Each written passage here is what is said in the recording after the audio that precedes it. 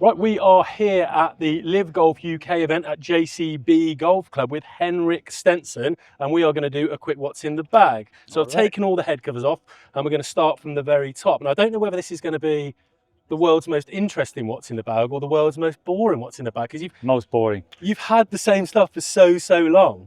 Talk me through that for a start. You're just not a big changer, not a big experiment with gear?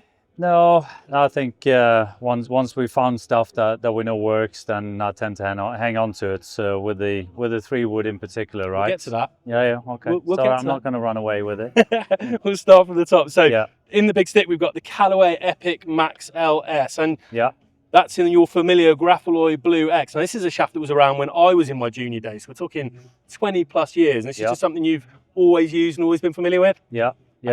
Once you know, I like the feeling of it. It's a stiff shaft, and it's done me a lot of good. So why change it?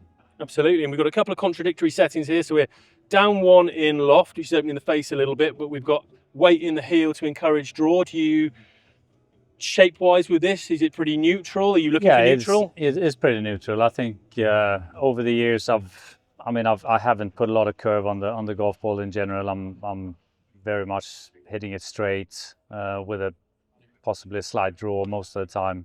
So all the clubs hopefully go straight.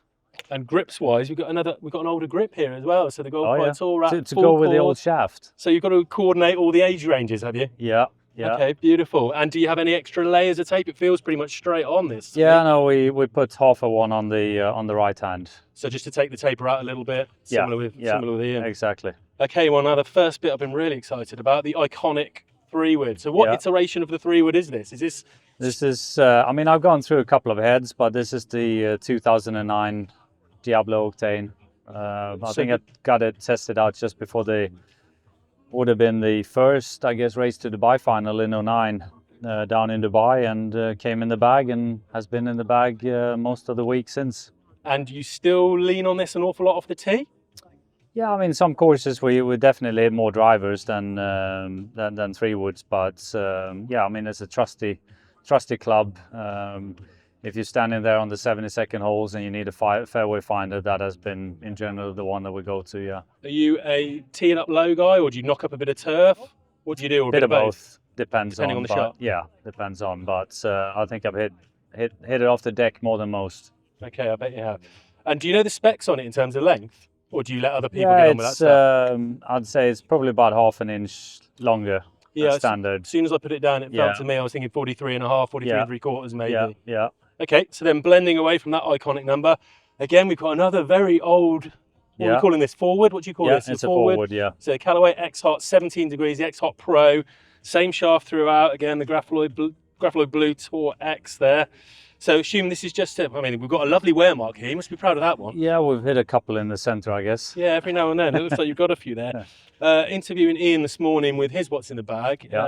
He's artificially done his wear marks. He's sharpied out the bits around it to create a centred strike. So that's something you might want to bring up with him when you see him. Who is it trying to fool himself or the people watching? Well, this remains to be seen. So I guess from a yardage point of view, this just feels in the right gap for you. The 3-wood is strong, right? It's about 12 degrees, so it's more of a 2-wood. So this is stated loft of 13. Is it bent? No, it's not really bent. I think that head is just a little bit stronger, and then this one at 17 degrees. So it's just kind of bridge the gaps and then down into the 3-iron really. So I'm looking in your bag here, and we're getting into now the super iconic irons that have been in your bag for ages, the Callaway Legacy Blacks. Now, how many sets of these have we had? I got a whole garage full of them. Really? They normally last a year and a half. These ones are very new though. I just put these in a couple of months ago. I got one more brand new set at home. Then what? And then we're retiring. Then we're done? Yeah. As soon as the clubs are done, we're done? Yeah. Okay, cool. Really interesting. We've got 2 3-irons here. Talk me through that. Yeah, so coming fresh off the Open, this set doesn't come with a 2-iron. Okay. So we took a 3-iron head, bent it down and lengthened it, obviously. So that's my 2-iron that's in for probably about 4 or 5 tournaments a year. Then the forward goes out, and this driving iron is in the bag instead. Do we know what we're going in this week? Are we driving iron or forward? Or have you not seen the course yet? I haven't seen the course yet. I think, are we doing 2-iron or forward this week, Lordy? Okay, so forward, 2-iron is out. 2 iron gone, Yeah. flat out, completely Yeah. gone. On that, your man I'd Poulter want- told me to mention some stuff about the durability of your clubs. He said heads tend to last quite a long time. Some of the shafts, They don't last as long. No, they're pretty brittle, these motors shaft. find that to be Yeah, the case. yeah.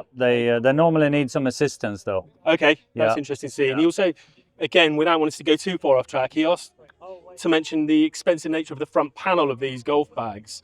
Yeah. How much are they to replace? And would you know anything about that at all?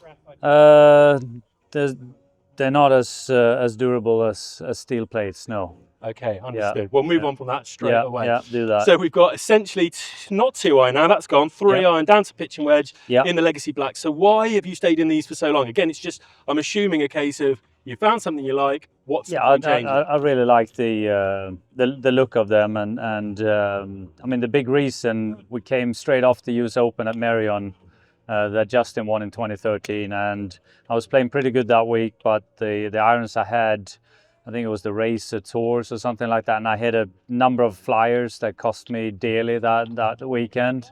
We came to Munich and we asked the guys, like, what do we have that's not going to fly as much? And they came up with these ones. They got the multi-groove. So there's 19 grooves on the face of these. I don't know if you know that. So more grooves, more spin, less chance of flyer, I'm guessing. Exactly. That was the whole thing. So, I mean, we're not really catching many flyers, but they also, you know, they go short out of the first cut in particular. And I'm a high spinner of the golf ball, so there's always that give and take when we're playing into the wind.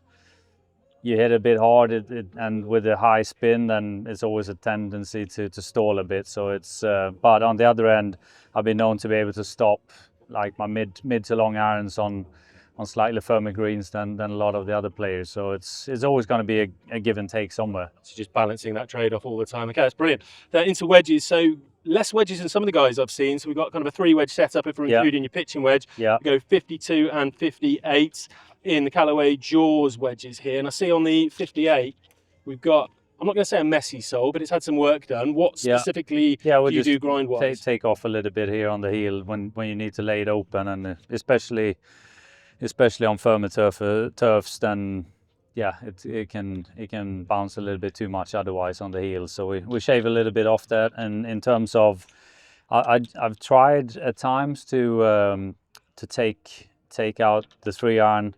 I strengthened the 4 iron a little bit and try and work in 4 wedges, but I always felt like I was, probably because of the 2-wood forward, it was a big gap down that end, and that's always been a strong part of my game as well with the long irons. So I felt like I exposed myself a bit too much there and not gained enough on that. So I've always kind of bounced back to 3 wedges. So if I would have had a 4th one, that would have gone as well. Okay, lovely. And are you a guy who changes his wedges for the venue and the ground conditions, or you just have your setup and you adapt from there? Because you play a lot of different grasses, right? Yeah, I tend to have the same ones. I tried a little bit last week at Troon, have one of the new Callaway wedges that had less bounce on it, and it was a bit sharper. But then out of the bunker, you feel like it's always a bit of give and take. So I tend to stick with the same ones. Okay, brilliant. And then finally into the putter. I've always been intrigued by these grips you use on the putter, the Garson grips. Yeah. So what got you in that? So for those who don't know, we've got a ridge that sits all the way down the front of the grip here. You sort of guide your wrists into a more... Yeah, you kind of end up on the outside of that reminder instead a little bit. So it's...